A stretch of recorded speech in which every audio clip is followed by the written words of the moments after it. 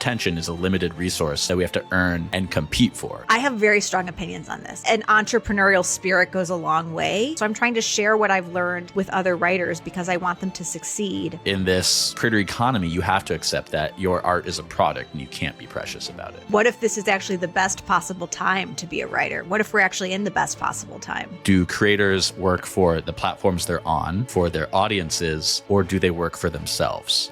Ooh. Welcome back to the Creator Spotlight podcast. Today, we are speaking with Leigh Stein, a 6-time author, cultural critic, creator of the newsletter Attention Economy, and book publishing coach. And as she puts it, in her cultural criticism, she makes fun of what the internet is doing to us. Does that cover you? Yeah, that was very well done. So I have to say too, in preparing for this podcast, I always spend a few hours, of course, doing my research, whatever. When I started doing it this time, it was more overwhelming than usual because, everyone I speak to has put a lot of content out there, et cetera, interviews, whatever. But I don't think anybody I've spoken to in a while is like as prolific as you, where the content of the content, if that makes sense, is also as relevant to what I want to talk about. Usually I don't have to like read 50 issues of their newsletter, right? So you're welcome. I thank you. I thank you for that. Anyways, another reason I wanted to talk to you, though, is that you are a very pragmatic thinker. I think that you are somebody who doesn't take a look at like, here's what the creator economy platform industry has done to traditional media, and this sucks. You say, well, maybe it sucks, but there are ways forward, and I can figure them out, and I can show you, reader, listener, viewer, whatever, the way forward. Have you always been a kind of teacher like this? Yeah, and I would go so far as to say it's not just maybe it sucks, but here's what you can do. It's going further to say, what if this is actually the best possible time to be a writer? What if we're actually in the best possible time? Say more. Well, I just think because I have like a non-traditional educational background, I dropped out of high school when I was 17 due to depression and anxiety. I went to community college. I went to acting school. I built an entire career as a writer using the internet. I'm kind of a self-taught writer. I was kind of in the right place at the right time on LiveJournal in the early 2000s, but the internet made my whole career as a writer possible. And so fast forward 20 years, I still feel like my mission is to help other writers do something similar, is like to circumvent the gatekeepers by figuring out how to create content and build your own audience. So I'm still doing the same thing I was doing 20 years ago, but we're in like an interesting moment where the creator is actually being noticed and people are noticing that the gatekeepers that the gates are being lowered or that the gates don't exist like they used to. I wonder if your non-traditional background makes you less precious about it all, because I think that's something I find with lots of creative people who want to, make a living, find a way to make a living through their work and within the creator economy, but are wary of selling out or something like that. And there's often a feeling of preciousness, which I don't think you have. Yeah. And there's a lot of elitism, like because I come from creative writing world, a lot of people in creative writing world have gone through the MFA system. So they've gotten MFAs in creative writing and they see that as a stepping stone toward book publishing, that first you have to go to one of these programs. There are over 200 of these programs. But in my estimation, these programs train you for a career working in the programs, not necessarily for a career publishing books. So I was always interested in like finding out, how does book publishing work? Like I'm just interested in how things work. And I've always had this attitude of like, if I can figure out how it works, if I can figure out the mechanics of it. I have this memory of a boyfriend of mine from years ago was into motorcycles, and I would watch him take apart his motorcycle for fun and put it back together again. Like he enjoyed that. And I thought that's what I like to do with books. Like I like to take books apart and see how they're constructed and help other writers learn how to make them. That's the part I really enjoy. So it's not so that I can have like a prestige. I'm not doing it for the prestige. I'm doing it for the love of books.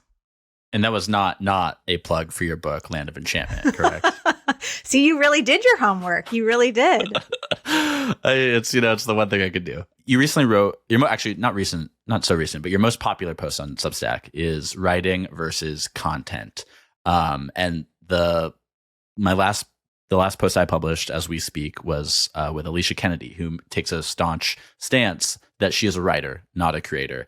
So that was very much on my mind as I was reading that piece. and you wrote it as sort of so you wrote this, I guess, in like September, I think 2024, because it was a response to Emily Sundberg's then recent piece, Machine in the Garden, and Ted Gioia's Death of the Magazine. And I want to ask your definition of writing versus content. But first, my impression of what your definition is that writing is essays, poems, short stories, novels, and content is digital posts, which could be written, audio, or video, but that are to the purpose of promoting something else, such as writing. Yeah, I like your definition very well. And I think, if I remember correctly, Emily Sundberg's piece was basically like, why is everything on Substack just like a teenage girl's unedited diary? Yeah. So it's like making fun of that kind of content that has no editing at all. And then the opposite of that argument is Ted Gioia saying like, the New Yorker is among us. Like Ted Gioia is saying like, this is the golden age for the best writing of our time on Substack is magazines. Right. Substack is magazines. And I think it's both. And the thing where I think creative writers get frustrated is they get on Substack and they start publishing short stories on Substack. And they're like, why have I not amassed a following the way Ted Gioia has amassed a following? Where are my tens of thousands of fans for my short stories? But a short story is like a little piece of literature. I know for myself, I only read short fiction in print. I'll read a New Yorker short story. I will never read it on Substack because I consume the internet in a different way than print media. It's for away from screens. Yeah, exactly. And I like reading poetry. Poetry is an interesting category that straddles, I think, content and well, you've writing. Published poetry on Substack. I've published poetry on Substack. I also am a fan of some of the Instagram poets. I like Mary Oliver's Drunk Cousin on Instagram. I think she does that really well. So I think poetry can straddle the two categories, but I think of writing as like the kind of work that I polish over time, that's professionally edited. It's my art. I don't think of my Substack as my art. Like my Substack is something that I write in about 2 hours every Sunday. It's like it's steam from the valve. Yeah, it's steam from the valve, but it's also another way that I think creative writers can think about it is creative writers know when they have a book come out, they have to write these essays adjacent to the book. They have to try to pitch opinion pieces or personal essays that are somehow related to the book, but different from the book. That's how I think of content. It's like the written material for writers. It's written material that's adjacent to your art, but I don't think of content as art. And actually this week, I don't know if you saw this, there was this really interesting Substack post by a woman about why she's leaving YouTube. She was a cooking... Carla Lolly Music. Yes. From Bon Appetit, formerly. So she had this whole highly produced cooking show out of her own home. She was spending like $15,000 a month producing it. What was so interesting to me about this piece was she referred to it as her art. Yeah. And I was like, wait, I don't know that a cooking video, I don't know if I would define a cooking video on YouTube as art. It's skilled and it takes talent, but is it a work of art? So I separate art from content. And I think writers' task in the creator economy is to grow their audience by producing content that their readers want to see and hear, so that those readers will find their art, their books. See, okay, that's interesting because with Carla's content, let's say, I think in one case part of the strategy here was that the videos would drive sales for her book, in that case it is content meant to promote another product. But I think for some people, like the YouTube video is the art and it is the expression, and maybe I think part of the definition here is it's about how they're making money. So like if you're just posting a video to YouTube and you're only making money through YouTube's AdSense, then sure, it's maybe art, but I think it becomes more art if you're able to sustain some kind of living off of it. Also with like a Patreon subscription that people are paying you for, and then you're given the time, because I think part of what makes it art is the labor put into it and like the rigor and the editing, right? Hey, if you're enjoying this episode, make sure you subscribe to the podcast so you don't miss next week's episode. We release a new one every Thursday. Enjoy. Yeah, it's the labor and the intention and the craft. Like I'm a decent writer, but I don't think my Substack posts are as good as my novels. Like I think my novels are much better. My novels just take more time and they're read by readers, and I do multiple drafts. I don't do multiple drafts on my Substack post. My Substack post, it would be like, if you and I have a conversation and it's transcribed, like that's how I think of a Substack post. It's me talking directly to you. It's not mediated by anything. I feel like there's more distance between art and the recipient of that art, where content is meant to actually create an intimacy between the creator and the audience. We're talking about instant ramen versus ramen that's made with like a 24-hour broth and handmade noodles. Right, where you have to wait 2 hours in line. Yeah, exactly. Okay, another angle on this, using another one of your pieces, again, another one of your most popular pieces, is the greatest threat to writers, which you write is not video creators or AI.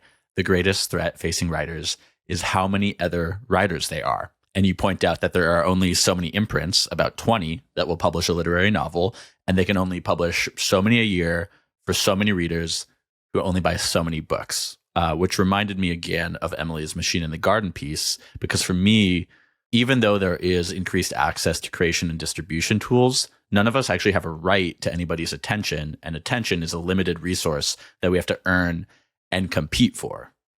Right? Yeah. And again, I think about like the creative writing MFA program, because I think there's an idea that if you learn the craft of writing, if you become excellent at writing, the readers will be there. There's the idea that the reader going into Barnes and Noble is like, give me the most well-written book you've got. But that's not what the reader's going into Barnes and Noble and asking for. Like they're saying, like, I'm going to, Cancun this weekend. Do you have a thriller you recommend? They're looking for a certain kind of experience. So that's partly about how I think about attention. But yeah, the writers can feel very entitled. I think writers feel entitled to an audience because they feel like writing is a craft that they've practiced, a skill that they've learned, and that should entitle them to an audience of readers. But unfortunately, it doesn't work that way. And I see it creating content as a way to kind of run experiments and to learn what your audience is looking for. Like even from my own experience, like publishing on the internet when I was really young, like learning that I was funny, like learning that that was a strength of mine allowed me to lean into that strength. Like my funny writing is like a unique advantage I have maybe over other writers. Like maybe I'm not the most beautiful. And you read about this. What are your unique advantages? Maybe you're funny. Maybe somebody high up in publishing. Right. Like whatever it is, you have to recognize what it is and play it. And how do you know that unless you're in front of an audience? So like if you wait to publish your work, if you work on a book for 10 years and never do anything else, you're just for 10 years toiling away at this thing and you're like, time to find an agent. That's 10 years you haven't been getting feedback. I think so many creative people have trouble thinking of their work as a product in a marketplace when like it's a luxury to not have to do that. But about a year ago, I interviewed this guy, Andrew Huang, who's a YouTuber and musician. He's been doing it for like 20 years. And I interviewed him on the occasion of him having published his book, Make Your Own Rules, which is somewhat memoir, somewhat like guide to making it in the creator economy, definitely written to an audience of specifically musicians, but creatives more broadly who are skeptical of entrepreneurship, of business, of treating their artwork as a product and thinking of them as somebody making a product. What I'm trying to say, and I'm curious if you agree, is that like to make it in this creator economy, you have to accept that your art is a product and you can't be precious about it. Yeah, and it's not even that you can't be precious about it. I think an entrepreneurial spirit goes a long way. That's a better way to say it. Yeah, and you asked me at the beginning, like about, I think you said something about me as a child, but like as a child, I liked to play school where I was always the teacher. I liked to play having a business. That's what I like to play. And like writing, like while you were out, so-and-so called, like on those little notepads.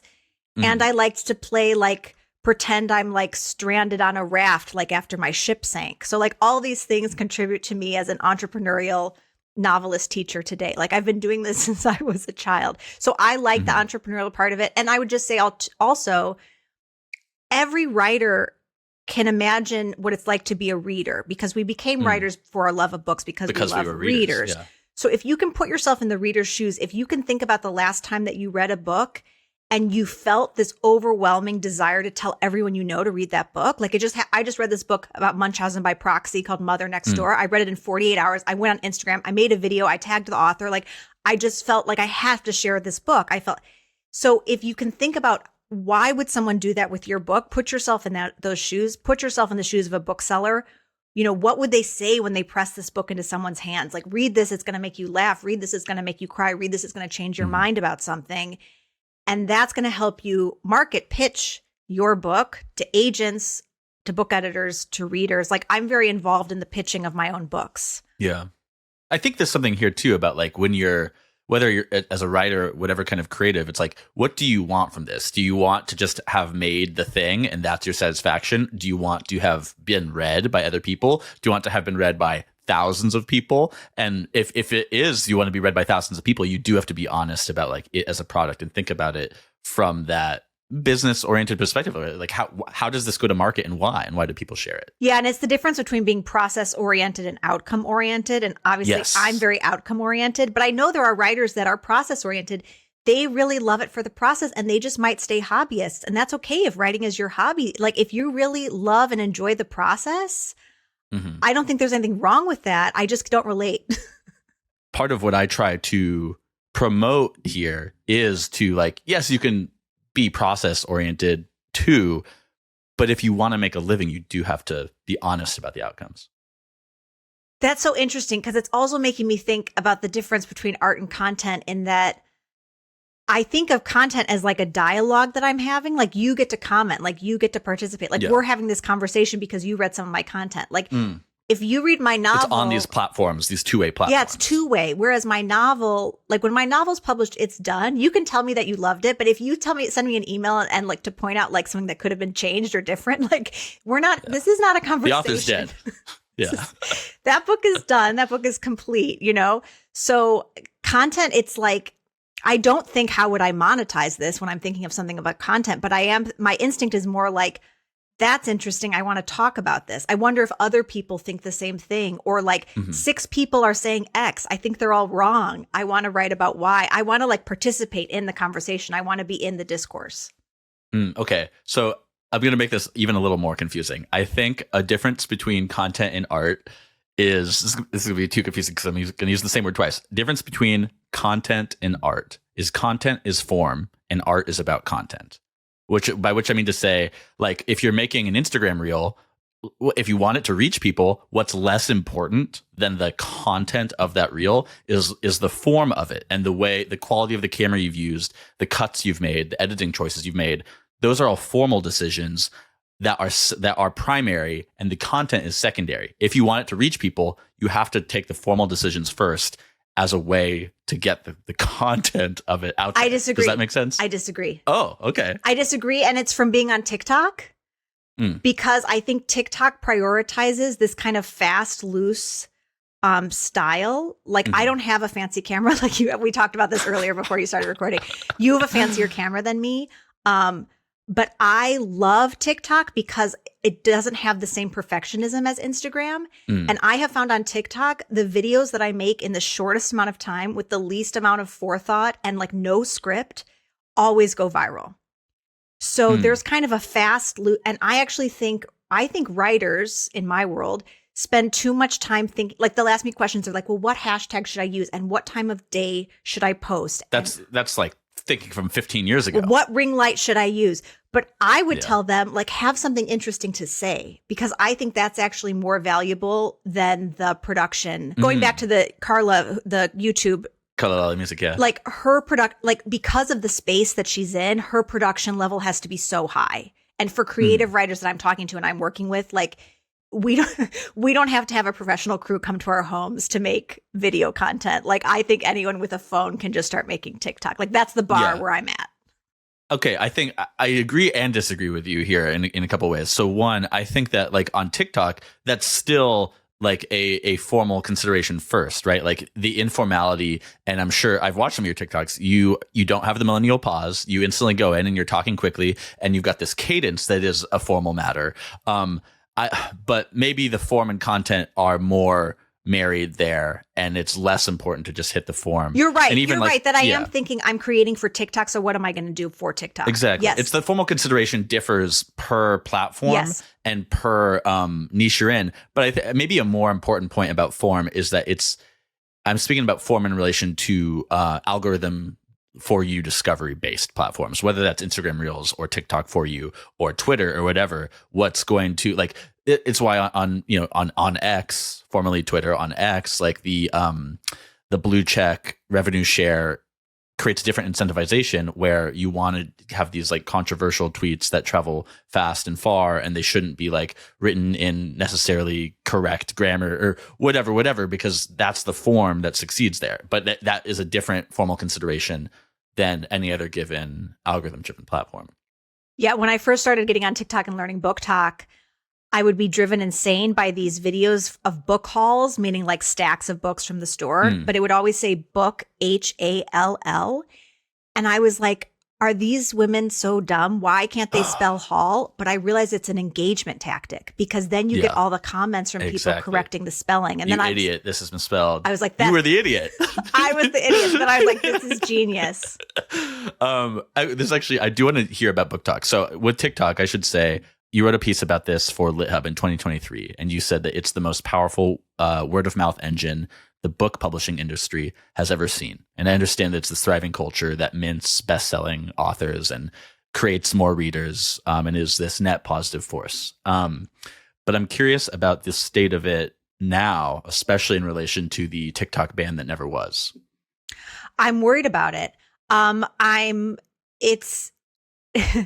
was getting really upset the weekend that it was banned, and then it was kind of resurrected by President Trump. But the reason I was getting upset is, well, there's a couple reasons.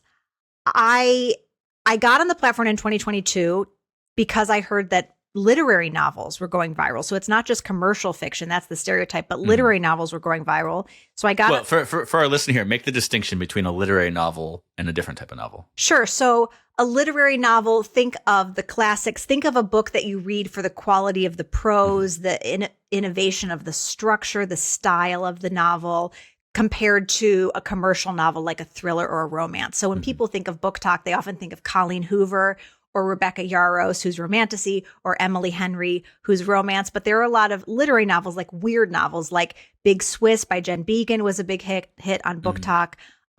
Bell Hooks, All About Love, which is like... We're talking about like novels qua novels versus like commoditized literature. Yeah. Yeah, but literary novels, like they might not get on the bestseller list, but they're like cool. Like you want to be seen reading these in a cafe. They're going to be at the bookshop. They're always going to have a couple copies. Yes. So those books exist on TikTok, and there's a whole community dedicated to those books and those readers. And so I really got on the platform. I made friends in the BookTok community. For a while there, I was teaching classes about BookTok to writers. I wrote this piece in LitHub.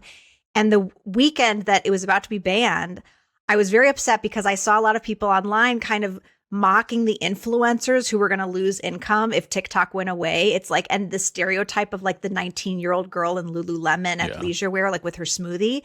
But I was like, I'm 40 years old and this is part of my business. Like I have wrinkles and like, it's so naive. Like I'm one of these small business owners that makes income thanks to TikTok. I don't make income from the app as a creator, but I make income as a consultant helping book publishers, nonprofit organizations, and writers use TikTok. So that was a very precarious time. And now it's like, I have client projects where like I'm on the fence, like should I help them get on BookTok or not? I don't know what to do. I don't know if I should invest the time and energy in doing that, because what if it goes away in April?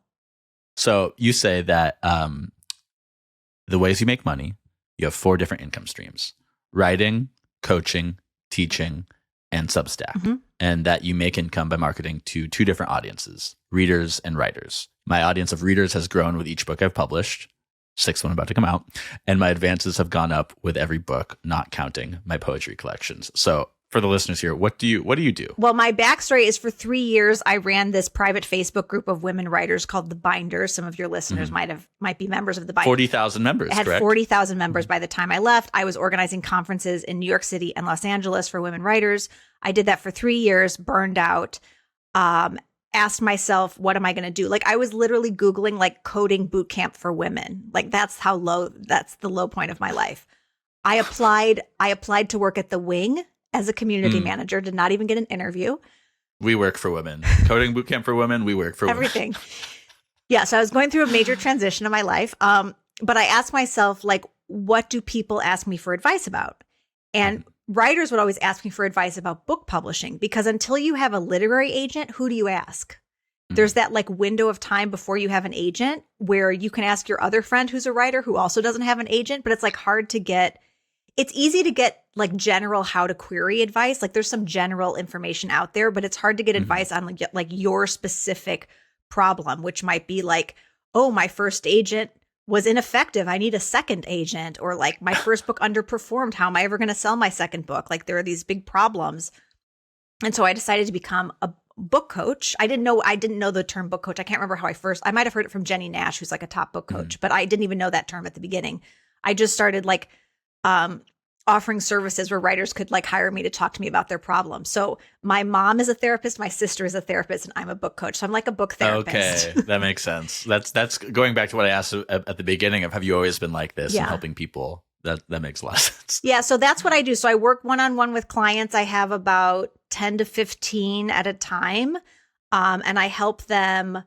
I'm not a ghostwriter. I've never ghostwritten a book. So they're the writers. They're writing books, and I'm helping them. I'm editing their work. I'm helping them develop book proposals. I'm helping them after they've sold their book to a publisher, but they need some accountability and editing on a more frequent basis than their publisher can provide. So I do that. In a business sense, you kind of do go to market for authors. What is that?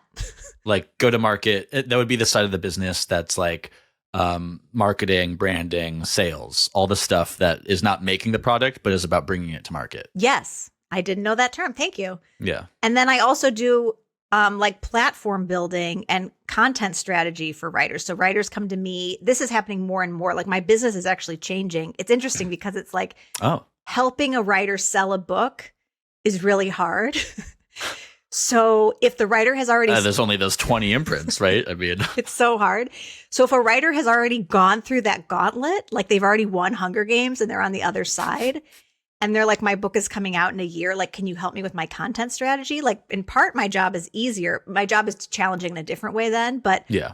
So I'm doing more and more of that. So like a big success story for me was the literary agent Betsy Lerner, who's 64 years old. I helped her with her TikTok. She went viral on TikTok for reading aloud her college NYU 19-year-old diaries, and she got written up in the New York Times. She was on CBS Sunday Morning, so she was like a client that I helped like learn TikTok in order to promote her first novel. Okay, going back to the content of it all, in another post, I think this was in the writing versus content post, you list the ways that you make money through content. So I'm going to quote you here. How I make money on my content: by selling more copies of my novel, by enrolling students in my classes, by building trust with writers who become my clients, by demonstrating my expertise, which leads to speaking and teaching invitations, by earning income directly from my readers in exchange for offering them special events with publishing professionals. So I think one point I wanted to make is that's just another way of differentiating content and writing is, again, content is this like top of funnel thing for your various other businesses and really for all of your various businesses. Another thing I want to ask about that, but first I need to ask you to define the term creator as you see it. I think of creator in contrast to influencers. So I wrote a novel, Self-Care, that is a satire of the influencer era circa 2016. Like I lived it. This was when I was running girl boss conferences. I was a broke nonprofit girl boss. Like I survived.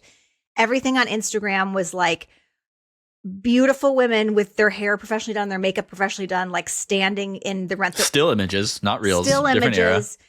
Wearing Rent the Runway, like holding cocktails. Like it was so posed. And I never participated in this because like this was not my vibe. But like this is what you had to do on Instagram. Gia Tolentino wrote a whole thing about Instagram face. That was a whole era. I read Trick Mirror. There you go. So when I got on TikTok, it was so refreshing. Like I saw TikTok, like anyone could get on TikTok. Like you could look very weird and go viral on TikTok because you were funny. Like, and I was like, this is my place. Like, this is the place for the weirdos. It felt very refreshing to me. So influencers, I see them as almost like walking fashion magazines. Like influencers have to appear a certain way. They have to maintain a certain youthful beauty. Only certain women can even become that level of influencer. Like they're mostly white and thin. And they're making money from brand deals in order to sell products to market products to their audience. They're like this like hollow vessel of marketing, where I think of as creators as being talented, interesting weirdos like me, like the outsider weirdos that are using these platforms to share their ideas, their comedy, their creativity, their expertise with an audience, and they're making money directly from that audience, whether that's a Substack subscription or a Patreon Not because like no one wants to buy the juice that I'm selling. I'm not going to be selling juice. I'm selling ideas. Yeah. So I like that. A slight tweak I've put on it is that I like to think that now everybody is a content creator. There's nobody that's just an influencer, and there are some. But the way I've thought about it is that influencer isn't necessarily a distinct thing on its own, but influencing is one of the many revenue streams, business strategies available to the content creator. Which and what it means is what you said about like being an empty vessel for marketing, and like an influencer is a freelance marketer who their skills are maybe locked into one audience, but what they bring is a locked in audience that trusts them and wants to buy something from them. But an influencer is a subtype of creator, or like influencing is something a creator can do, but this doesn't have to be the only thing they do. Yeah, I like that. Sense? I like you making it into a verb. Like a content creator can be influencing. We're out of the influencer era. It's like it's the competition to like produce to make content that is successful on any of these platforms. You have to be making a quality product that has a lot of work going into it. And again, some exceptions, but I think because of that, influencing has become a verb and not a noun. Yeah, and the bar has just been raised for the content. Exactly. Like posting still photos, like who cares? Like, but a content creator like Stay-at-Home Girlfriend, like I was completely obsessed with Stay-at-Home Girlfriend. Like she looks like an influencer, but like she's making content. Like that's time consuming what she's doing. Yes. And what it is it's a recognition of the labor that goes into it, which to that point, in your post from last June, if your novel doesn't sell, can you file for unemployment? You kick off by saying, do novelists work for their publishers or do they work for their audience? And this is related to a question that I like to bat back and forth, which is, do creators work for the platforms they're on? Do they work for their audiences, or do they work for themselves? Curious what you think. Ooh. I mean, I like to think I work for myself because I get to make choices every day about what I'm spending my time on. And I think of platforms as like tools I use to reach my audience. Now, would I be very upset? I mean, I was very upset when I thought TikTok was going to go away. It's very precarious. So I think of diversifying my platforms. Like I'm not just on TikTok. You have to be diversified, which is very time consuming. You can't just rely on one. So, but I think of myself as working for myself. I think you're totally right. And I think you do work for yourself. I think the scenario in which somebody works for a platform would be, let's say somebody's on YouTube. They're only on YouTube. They're not monetizing in any way besides YouTube AdSense, but they have 1 million subscribers and they get 1 million views a week and all their money comes from YouTube AdSense. Then they're working for the platform. But once you like take a step back and YouTube is just one arm of a multi-arm business, then you're working for yourself. Yeah. And YouTube or insert platform is a tool. And so you're definitely working for yourself. Yeah. And I was going to give this example earlier. I wrote a post this year about like how I'm thinking about content creation in 2025, and I paywalled it. And usually when I have a paywalled post, usually what I've paywalled on Substack is like these exclusive conversations with book publishing people. And so when I have one of these conversations, I might get like 15 on average new paid subscribers from people who want to come to that. So that's like my average per post conversion. This content post got 50. So it's by far the most I've ever gotten. And I got so many client inquiries of novelists who wanted to hire me for their content strategy from that one that I had to shut down my website. I can't take anymore. I've hit my limit. You're good for a year. I'm good. So that told me really interesting, valuable information, which is that I don't think writers are totally opposed to the idea of making content, which is kind of the stance. I feel like I'm always writing to persuade and convince, and maybe I should stop trying to persuade so hard. Like I think they've been convinced, they just don't know how. Yeah. Again, it's like the making it palatable, which is something I try to do with Creator Spotlight. Is I try to speak to people who come from both a creative mindset and a more businessy mindset. But I care about the more creative minded people, because I think somebody who's really business minded has no obligation to create really high quality content. They understand how to game these systems and make money regardless. So they aren't necessarily obliged to learn much from the creative who cares only about quality. That's just one business model.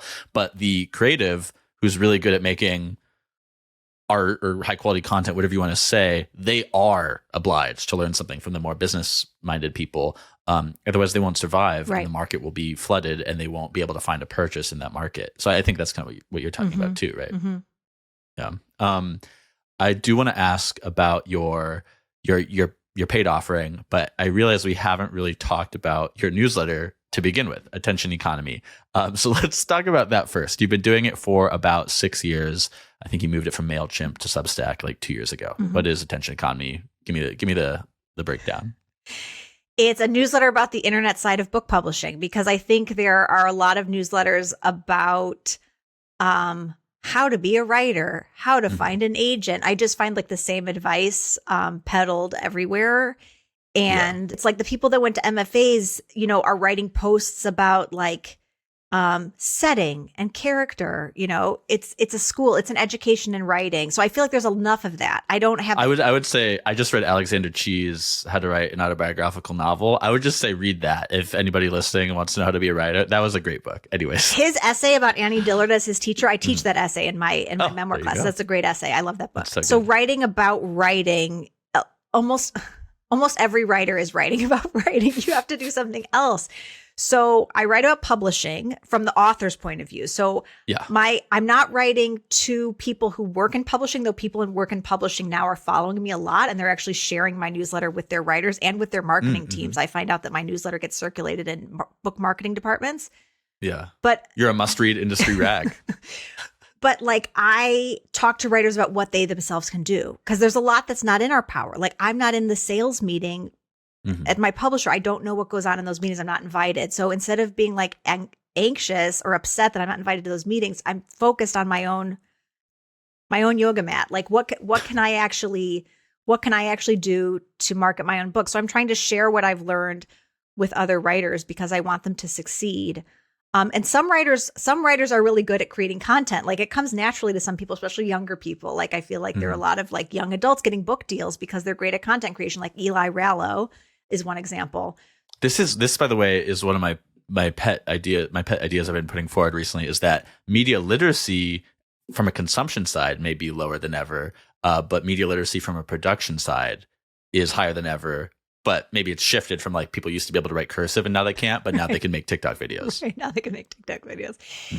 Yeah. So I feel like what I have to offer is a kind of pulling back the curtain on the book publishing industry for writers and helping mid-career authors, like writers who put out books 2 or book 3 and like things are not going as well as they had hoped. And like they're hoping for book 4, it's really going to be their breakout book. And they'll actually earn that advance. And they're like, what can I do differently this time? So anyone who has an attitude like, what could I be doing differently? Like I welcome them to my audience. Like that's the attitude I try to bring. Like run an experiment, try something different.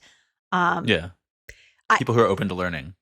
My new novel that's coming out is about TikTok. And so this is partly why I got on TikTok, and I hired these 2 young women to be my TikTok assistants and basically hold my hand. And I taught classes with them. And I told one of them, Theodora, I was like, the writers are going to be very afraid of looking stupid on the internet. And she said, Leigh, everyone looks stupid on the internet. Yes. And this is the big maxim. Don't kill the part of yourself that's cringe. Kill the part of yourself that cringes. That's perfect. Okay, so the paid portion of your newsletter, as you were kind of referring to, for a while, I think you launched the paid version. Was it last summer or the summer before? Yeah, last summer. So I started my newsletter in 2017 on MailChimp, and I went paid in the summer of 2024. So that's almost 7 years where I didn't. Well, not paid. Mainly, so the main offering is your chat room series, which is, I think, once a week or once a month?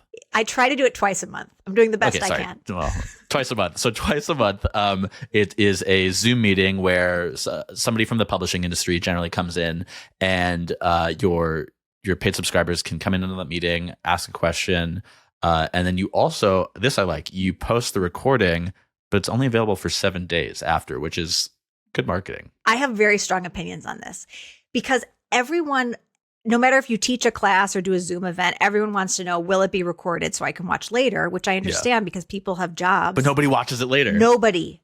Zero. No one watches it later. And so you have to create like this FOMO. You have to like manufacture, you have to give them a deadline or else they're not going to watch it. Really smart. So 7 days. okay, you don't have to tell me exactly how many paid subscribers you have, but you were saying that often you get like 15 per chat room. You got 50 from the recent, here's what I had posted in 2025, which I paid for a month, by the way. I unsubscribed right after because I can't subscribe to that many newsletters, but I did pay, and I would recommend to anybody who's enjoying this conversation to pay for your newsletter because it's good. Where was I going with this? Are you happy with your paid subscriber base? Well, I'll tell you, I don't feel shy about it. So I have 11,000 total subscribers, and I have about 400 paid. So I'm making about $2,000 a month. That's good. And I will add that I pay my guests for chat room. So I pay $200 to each guest who comes because I feel like that's an hour of their time. And also, this is another reason I only allow the video to be there for 7 days. I don't feel like it's fair to my guests that I would have evergreen content like forever of their conversations that I would be selling through my subscription. So it feels more fair to me that they get $200. The video is available for 7 days. I really respect that. I should say that I didn't pay you to come on this podcast and that I don't pay anybody to come on this podcast, but it's also different because this will be sent in a newsletter to 350,000 people. So it's marketing for you. This is important. This is a kind of currency. Yeah. Like I think of an audience as like a savings account or a form of currency. Like your audience, the size of your audience is what makes it valuable for me, besides it being like a pleasant conversation, but like for me to participate in this. I'm not doing this for money. I'm doing this because you have this audience. Another thing I want to bring up here is you have this great post from September called How to Get People to Share. And you first tell the reader to figure out what makes a thing worth sharing, which is a bit of that, like, how do you bring it to market we were talking about earlier? And then you urge them to personally ask other people to share it, which is really important and I think scary for a lot of people. And what I like about this is it acknowledges, you're unafraid to acknowledge that there is like, you do have to go and graft a little bit. And I think it's not quite quid pro quo and it's not quite mutual aid, but it's something in between that's neither as sinister or benevolent, right?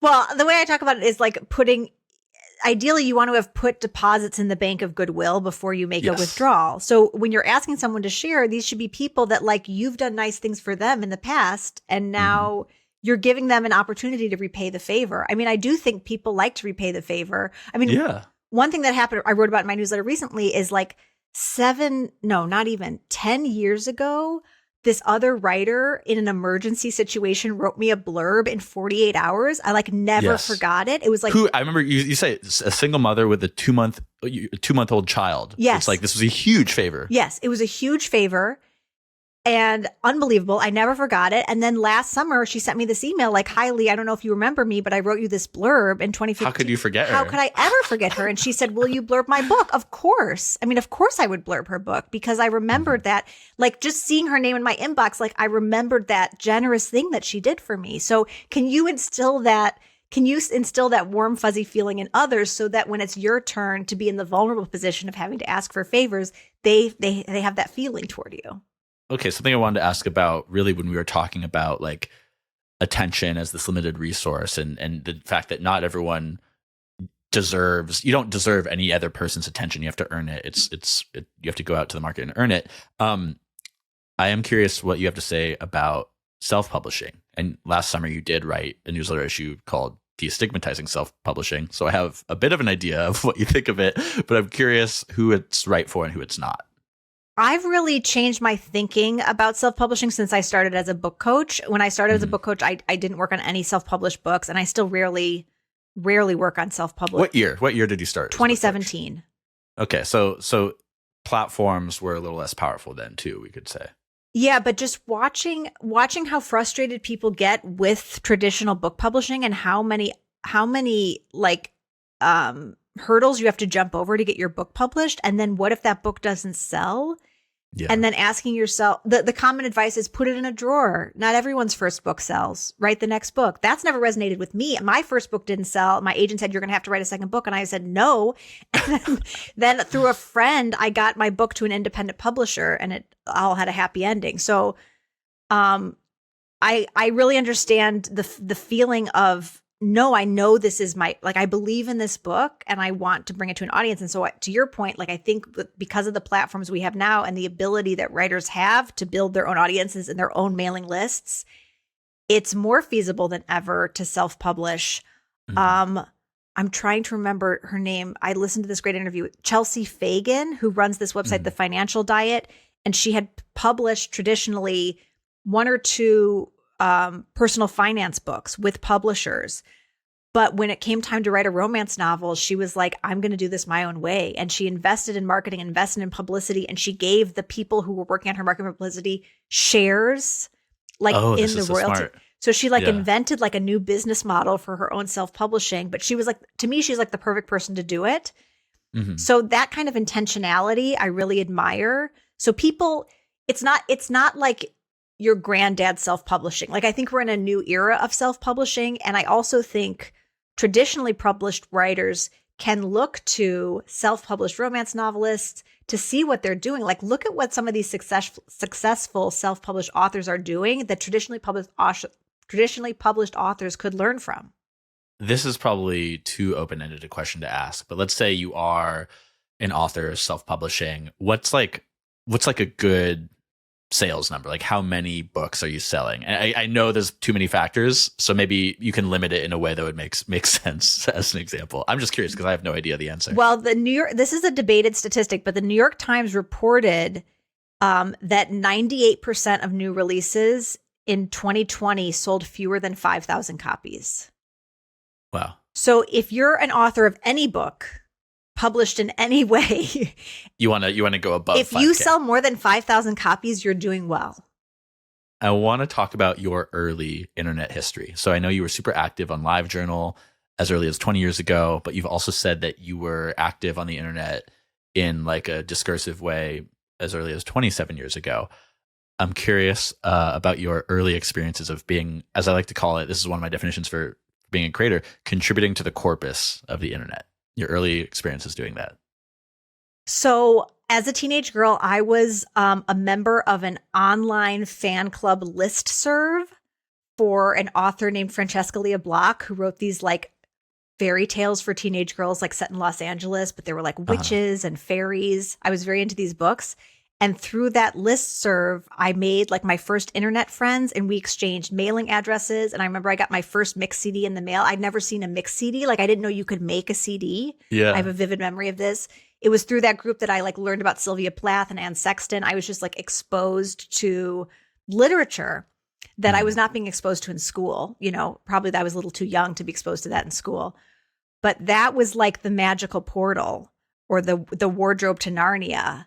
That it was like, there are all these like weird people that are like you that also feel strange. Like, I guess for me, it was like, I didn't feel like I fit in at school. Like this is a very common story. Classic story. Yeah. And so the internet has always been where I've found people that are obsessed with the uniquely the things you're obsessed personal things I'm obsessed with. That's the magic of the internet for me. And so I think for writers, a question I get asked a lot is, how do I have time to make content? They're like, how do you do it? Because to them, it's a chore. It's like one more thing to do, like washing the dishes. But to me, it's like, if I got to finish my work, I get to go on the internet. To me, it's like the thing. It's my treat. It's not my chore. Yeah.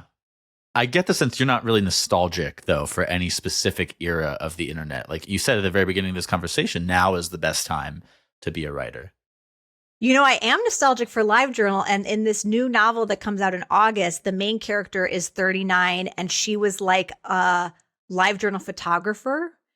So she took these kinds of It's a little bit of self-insertion. Yeah. But I was never a photographer. I admired the LiveJournal photographers. I was not one of them. But this kind of like black and white self-portraiture of this very specific era in the early 2000s that I am nostalgic for. And so I did get to kind of revisit that time and place in writing the book. And I was thinking about the relationship actually over time between self-portraiture or confessional writing on the internet when we were pseudonymous, like when we had these kind of avatars and it wasn't attached to our personal brand, and how that has evolved to the TikTok generation.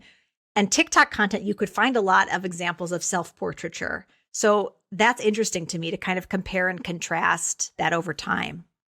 Yeah. Okay, I guess we should talk about the new book.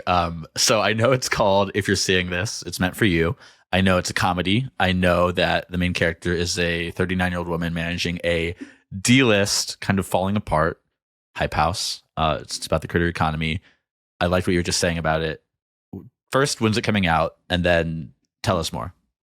It comes out August 26th.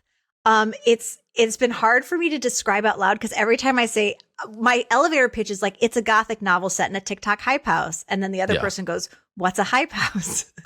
And then I say, it's a mansion, but it's filled with influencers. They go, oh. Well, you know, I would imagine anybody who's this an hour deep into this podcast episode better know what a hype house is. You're my dream audience if you're listening to this right now. But the hype houses, you know, they had a moment. They had a moment when you were on TikTok. Like that was the moment for the hype house. Mm-hmm. Addison Rae comes out of one of the early hype houses, right? The original. Yeah. She's like, I was thinking about this. She's like the final girl from the hype house. Like it's her and Charlie. Mm-hmm. Like who else has name recognition today? You don't. I guess maybe you don't want to spill too much, and you've already said a little bit good amount. Well, the plots. So this 39-year-old unemployed woman, her boyfriend breaks up with her. She has nowhere to live. She has no job. A man from her past invites her to come live in his mansion and manage his hype house, but she's not even on TikTok, so she has to learn TikTok and manage this Gen Z hype house. So this is like a millennial nightmare, right? There's a lot of self-insertion here. And, but one of the influencers, who is a tarot card influencer, has disappeared from the hype house. Leave it at that. That sounds great. I'm excited. Do you have any exciting marketing plans? Which I say this, you've already said this on so many podcasts, so I'll try to give a quick summary.